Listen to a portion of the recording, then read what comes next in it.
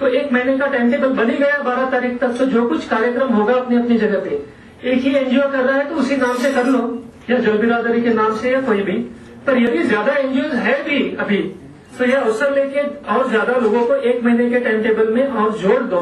ये एक जैसे कह रहे थे कि शक्ति बढ़ानी तो है, एक महीने का एक टारगेट हो सकता है। Realistically carry more people with you, announce that it is a संसद, और फिर ये ऐसे बन सकता है। Thank you. एक जो सुझाव आया था जिस पर बिल्कुल चर्चा नहीं हुई कि लोहारी नागपाला से ही शुरुआत की जाए, मैं उसका समर्थन करता हूँ। मेरे ख्याल से वो एकदम पक्का चीज है जो हो सकता है।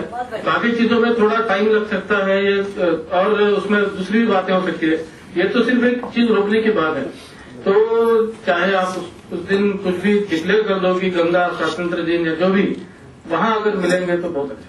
आप आएंगे? मैं आऊंगा, मैं तो पक्का। बढ़िया। पीपी सिंह के आप लोग ज्यादा एक्सपर्ट हैं, मैं तो पढ़ाता हूँ। लेकिन एक बात जरूर है कि यह कार्य किया भी जा सकता है, केवल बातें नहीं की जा सकती।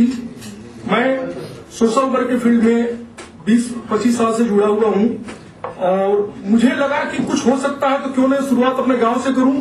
और उसमें श्री राजेंद्र सिंह भाई साहब वहां पर हमारे मुख्य अतिथि थे, और स्वामी जी थे, अरुण भाई थे, और दफ्तरी जी थे, और बहुत सारे लोग थे जो यहाँ पर दिखाई पड़ रहे हैं। कुछ लोग हो सकता है कि किसी कार्यवश न आए हों, लेकिन मैं एक चीज बताना चाहूंगा कि 2 दिन के आह्वान पर 1 लाख रुपया, और एक गांव से 1 लाख रुपया और कम से कम 30-40 कुंटल जो है अनाज जो है वहां पर उपस्थित हुआ था। कार्यक्रम के समाप्ति के बाद में हम लोगों के पास में समस्या ये आ गई थी कि इस धन का क्या किया जाए, और भाई राजेंद्र सिंह के गवाह है। इसके बाद में फिर हमने इनकी ही सलाह पर हमने कहा भाई इसको ग्राम कोष बनाया जाए। फिर ग्राम पंचायत के प्रधान, और फिर हुआ कि ग्राम कोष क्यों, जब जल के लिए बात हुई है तो जल के लिए हो। फिर हमने कहा कि ये गंगा जल कोष आप बनावे, और गंगा जल के लिए कोष ये बनावे, गंगा के लिए ही इसका उपयोग किया जाए, दूसरे कार्य के लिए न हो।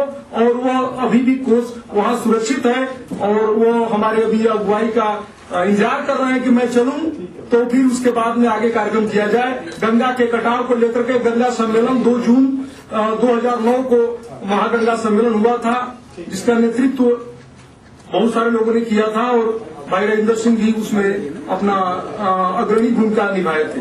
लेकिन मैं कहना चाहता हूं कि इसके लिए मैं 3 सुझाव देना चाहूंगा। नंबर 1, जब भी हम बात करते हैं किसी चीज को जोड़ने की, तो उसमें हमें करना है कि ग्रास रूट लेवल पर आम आदमी को कैसे जोड़ा जाए। हिंदुस्तान धर्मों का देश है, और मैं नहीं कहता कि हम किसी एक हिंदू धर्म मुस्लिम धर्म की बात करते हैं, हम सेकुलरिज्म की बात करते हैं। लेकिन हर धर्म में, किस धर्म में नदी की पूजा नहीं की गई है, किस धर्म में नदी को, जल को महान नहीं बताया गया है। आप कहें, तो कहें, जल कहें, वाटर कहें, पानी का गुण एक होता है। दूसरी बात, आम आदमी के जोड़ने के साथ में बच्चों को, स्टूडेंट्स को जोड़ना, एनएसएस के द्वारा, एनसीसी के द्वारा, और सभी से एक करना। तीसरी बात कि उसमें हम सोशल एक्शन की बात करते हैं तो एमएलए को, एमपी को, मिनिस्टर को, उसको भी हमको जोड़ने की जरूरत पड़ेगी। और अगर नेटवर्किंग की बात करते हैं तो जितने एनजीओ हैं, चाहे जिस रीजनल पार्टी हो या सेंट्रल पार्टी हो, सरकार में सभी भागीदार बनती है। उसी तरह से एनजीओ चाहे वो जल बिरादरी के नाम से काम करे, चाहे वो किसी और से काम करे, अगर सभी जल बिरादरी एक राष्ट्रीय नेटवर्क के अंदर में काम करे और सब मिल करके काम करे, गंगा जमुना की लड़ाई लड़े, तो हम समझते हैं कि हम इसको बहुत जल्दी ही कामयाब कर लेंगे। 1857 से आजादी की लड़ाई शुरू हुई थी, आजाद 1947 में हुआ था देश। इस तरह से अगर हम लड़ाई को इंटेंसिफाई करें, एक्सटेंसिफाई के साथ साथ, तो बहुत जल्दी कामयाब होंगे। जय हिंद, जय